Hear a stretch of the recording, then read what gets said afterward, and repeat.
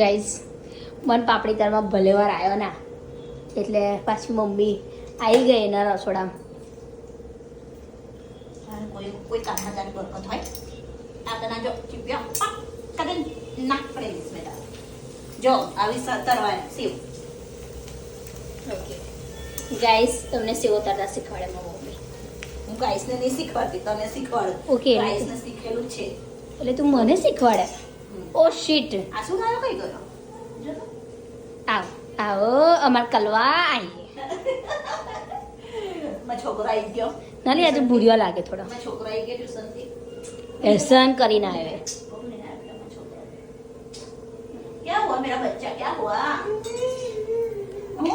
આટલું બધું રડો આવી ગયો. થયું હું થઈ ગયું. સારા ઢીકાટે હશે એટલે.